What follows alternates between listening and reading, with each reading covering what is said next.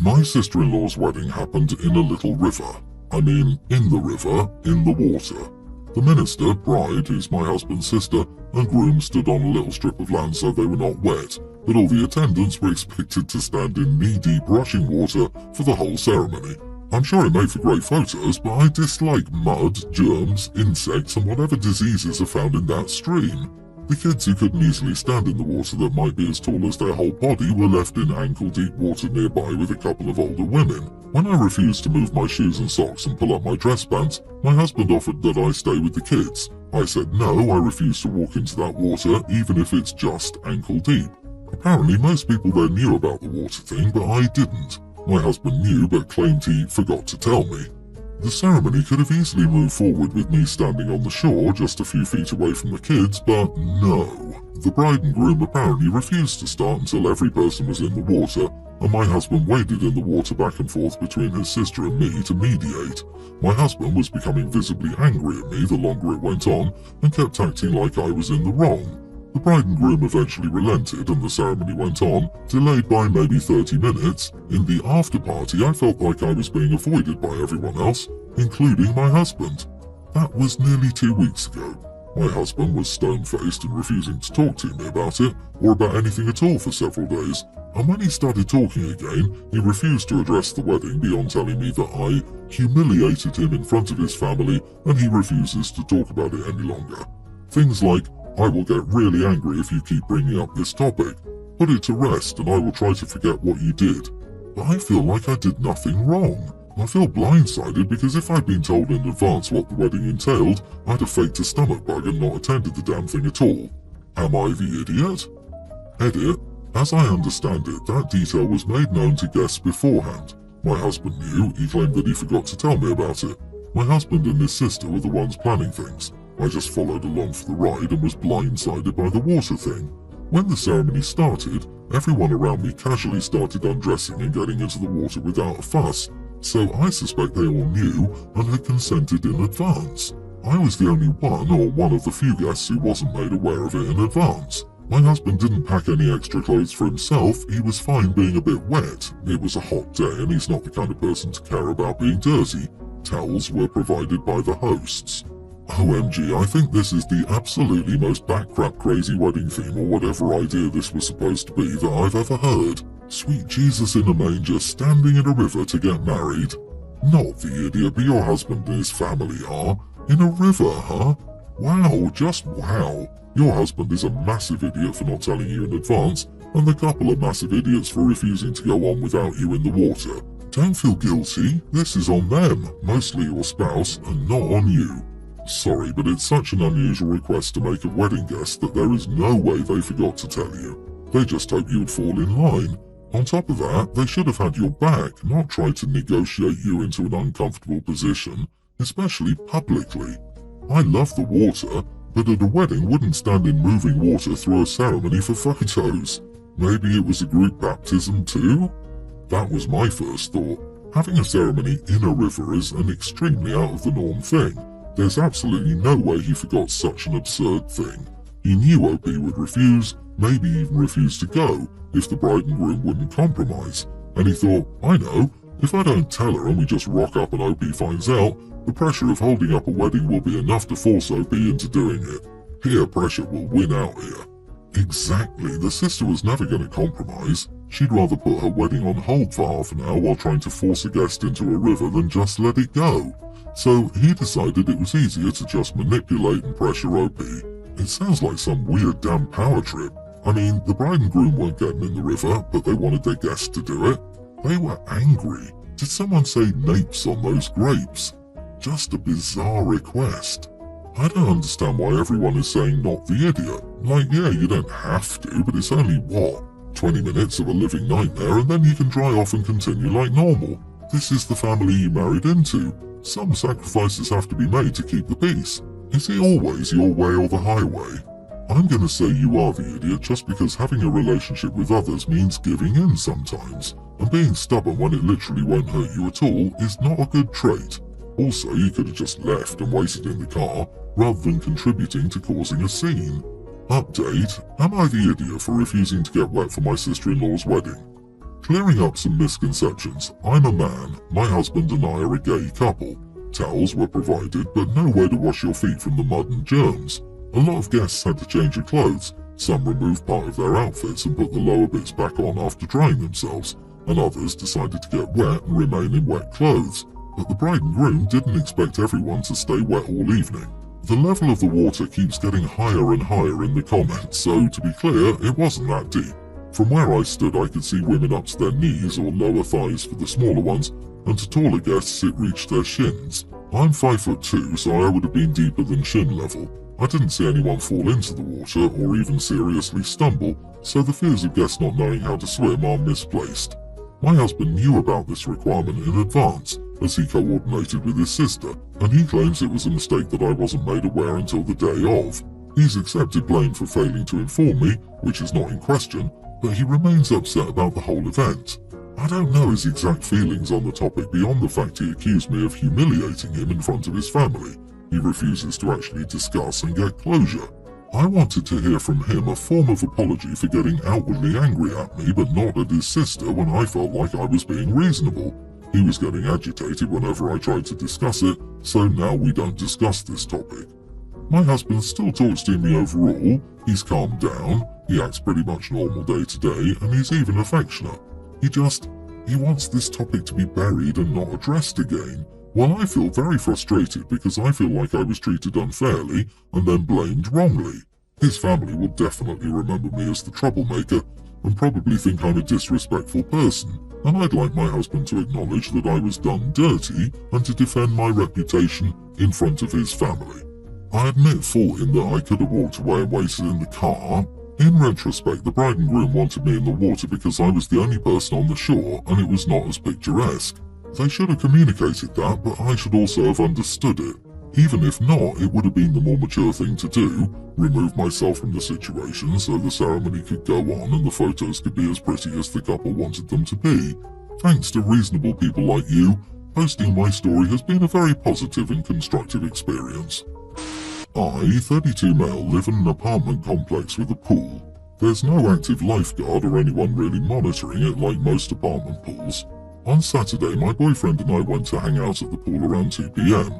We get there and it's packed like way too packed. I knew this couldn't all be residents. There were maybe 25 to 30 Hispanic people with beer, glass bottles and models as well, double rule break, with the alcohol and glass. Loud music, and they were also using both of the grills on the patio. After investigating further, it looked like one of the small families that I'd seen around the complex was having a birthday party for their kid.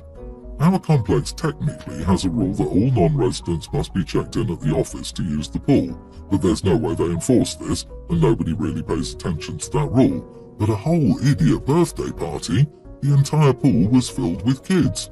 It doesn't specifically say no parties, but it says to respect other spaces and not hog items like the grills, hot tub and umbrella tables. My boyfriend and I tried to lay out in the corner, but it wasn't working.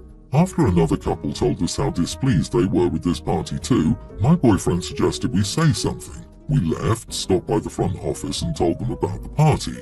About an hour later, we started seeing all of them leaving the pool. It looked like the party was shut down. This morning, we got a note on our door from the hosts of the party. I don't know how they knew it was us or what unit we lived in, but that's beside the point. The note called us idiots for what we did and now said they're under a lease review where the office could decide to evict them. So they thanked us for potentially getting a poor small family kicked out. I said we weren't the only ones who had a problem, and if we didn't do it, they would have eventually gotten caught. I also told them that whatever happens is their fault for blatantly breaking the rules. Am I the idiot? This is one of the grey areas. Legally, you are all right. Morally, you had so many options. You could have talked to them. You didn't. Instead, you put in an official complaint. Housing is a nightmare. You've given them more to worry about. Why did you specify Hispanic? What does it have to do with the issue? I don't see what the ethnicity of the party had to do with the situation at all. You are the idiot. Mexican here. I do not see the post as racist at all. It is as if in my neighborhood there's a giant party of 30 Americans here in Mexico. It's something I'd probably just mention. No need to be racist to just mention, damn, the place was packed with like 30 Americans. How the heck is that insulting? Housing is a nightmare right now. You've given them more to worry about. I wouldn't do anything to rock the boat and draw negative attention to myself from my landlord if I supposedly cared about my housing. If you're a bad tenant, this is how you get on a landlord hit list and make your tenancy difficult, and expose yourself to consequences. Why jeopardize your living arrangement? So throwing a pool party for a kid is risking losing your house? Damn, it would have just been one afternoon. I feel not only bad for the guests and parents, but also for the kids. A few years ago, my neighbour's kid was having a loud idiot party with fireworks which are not legal, etc.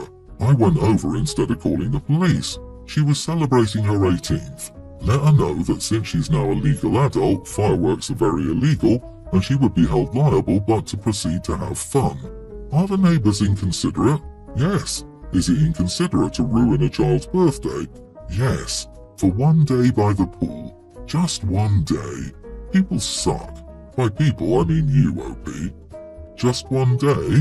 Get a permit or talk to management if you want to throw a party that's going to take up nigh the entire pool area. OP has a right to enjoy the community pool too. A notice that says the pool will be closed from 1 to 4 on Saturday for a private party would have been no skin off anyone's back. Not the idiot. They broke the rules and inconvenienced other residents wishing to use the facilities they had paid for. It's their problem. I, 28 female, started dating my girlfriend Amy, 26 female, around 10 months ago. We live away from most of our family members and have little interaction with them because we're both going through residency. Amy's brother Seth, 30 male, is a single father. He was in town for a work event and left his daughter Mary, toddler, with us for a few hours. He was late and already in a hurry, therefore it was just a stop-by visit, and I was the only one home for the day since Amy was at the hospital. I admit I haven't been around children much in my entire life, and I have almost no experience outside of hospital settings, back when I was just a med student for entertaining a child. While we were painting, I gave Amy a bit of our homemade cake. After she had some, I realised she was having an allergic reaction, so I got our first aid kit, gave her a shot, and she immediately got better. I then took her to the hospital to recheck everything. I told her father via text since he wasn't picking up. Thankfully, there were no issues at all. Later, when I explained the situation to Seth, he was furious. He said I should have asked him or Amy about Mary's allergies because I was staying with her alone.